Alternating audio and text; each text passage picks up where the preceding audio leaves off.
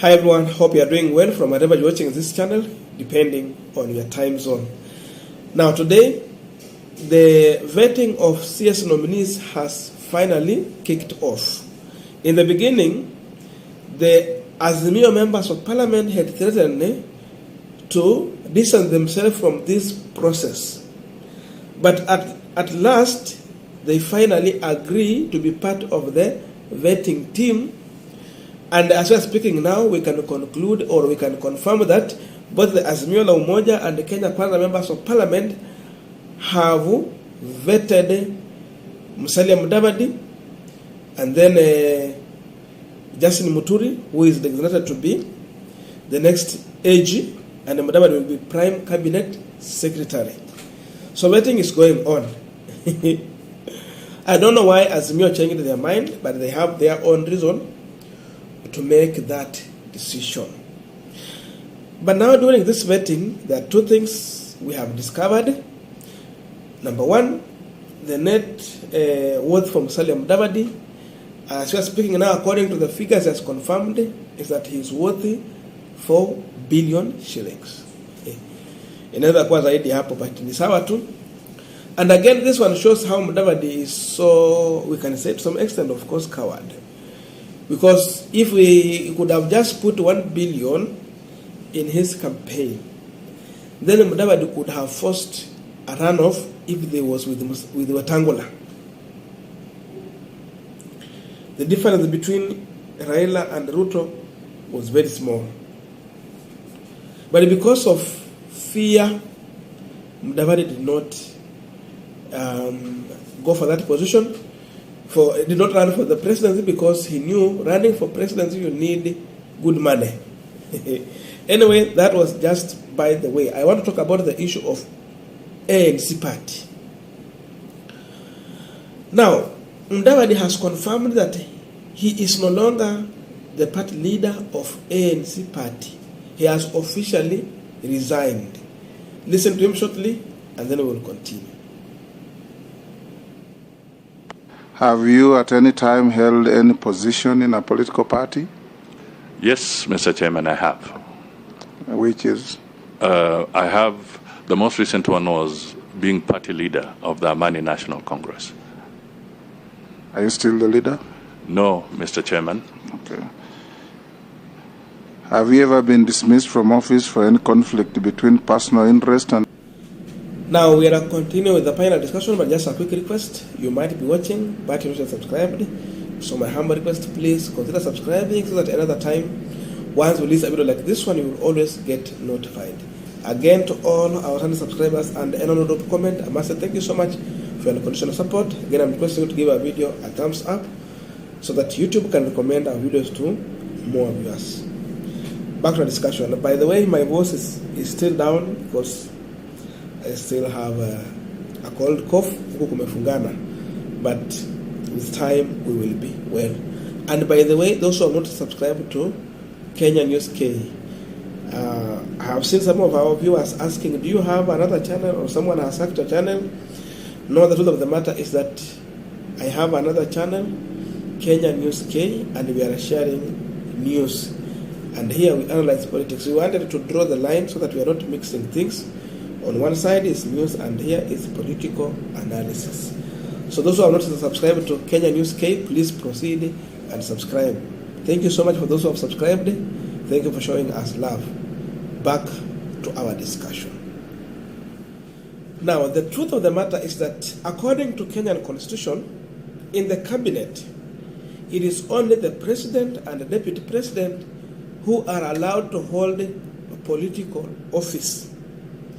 But all the other CSS are not allowed.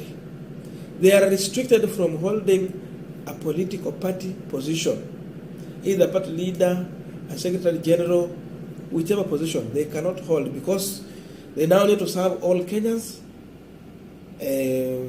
without being partisan. So they should not have a political party. And because of this, Musalia Mudavadi had no option but to resign from his position as the ANC party leader, take over the role of Prime Cabinet Secretary. Hakuwa na otherwise.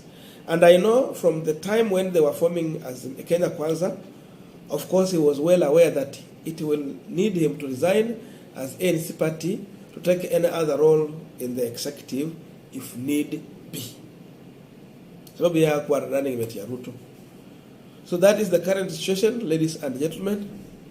Musalia Mudavadi has ceased from being ANC party leader for the next 5 good years. So the question is, how is ANC party going to run? And remember, it is not only Musalia Mudavadi. Even the National Assembly Speaker, Umwami Wetangula, he is also no longer for Kenya party leader, because for him to take that role of the Speaker, the Constitution does not allow him to also to be a party leader. So he has to resign from the party leader position and then take the Speaker role. So that means in Kenya Kwanza, the wing from Western region, of course, the founder members of Kenya Kwanza coalition, both Musalia and Wetangula, are no longer party leader. And this begs the question, what next for ANC party? I have asked that question. Does Mudavadi have ambition in the near future for running for the presidency in this country, or having a strong party to negotiate with the other people to form government the way they have negotiated? Because he was able to negotiate with William Ruto since he had ANC party and Wetangula had Ford Kenya. They were able to negotiate. But now without a party, how do you negotiate? And again, I'm linking this to what Mudama said some time back during an interview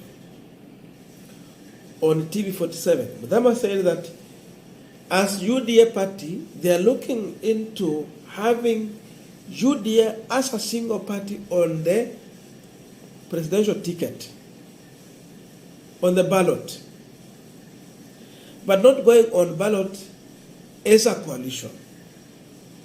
So is this the beginning of demolishing of other political parties to force UDA as the only political party for Ruto?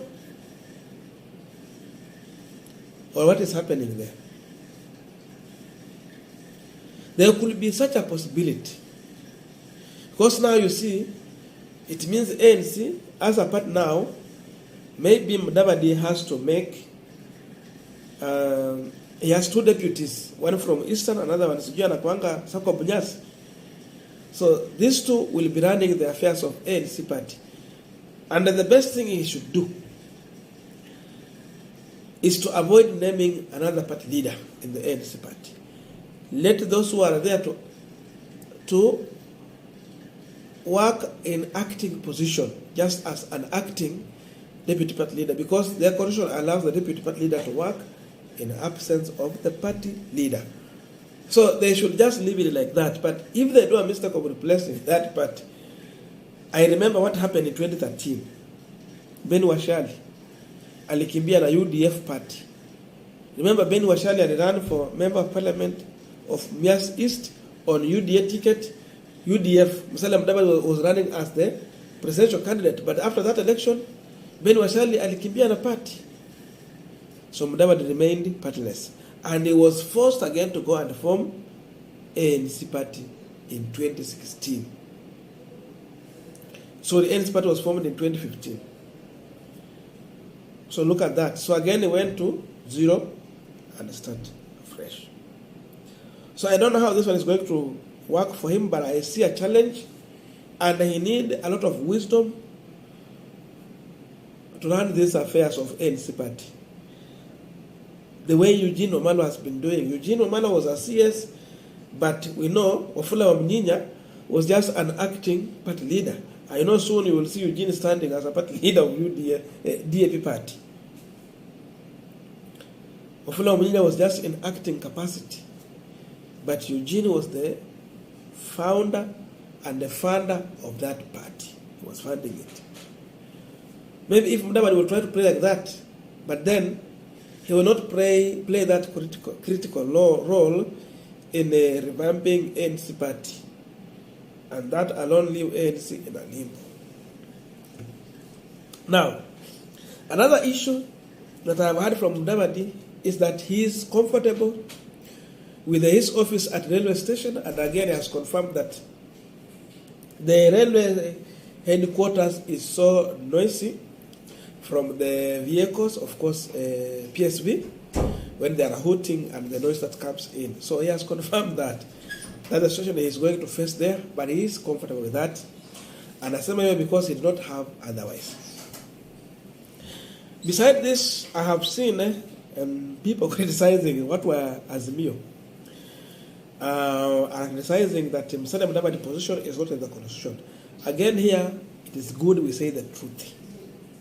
In 2017, Raila was giving the same position to Musalia Mudavadi. That means that is what he was going to give him. But it is not in the constitution. In 2022, Raila graciously gave this position to Kalonzo Musyoka. Again, it is not in the constitution. So in as much as we are criticizing, we should also understand that the same thing was in Azimio la Umoja. Thank you. See you in our next video.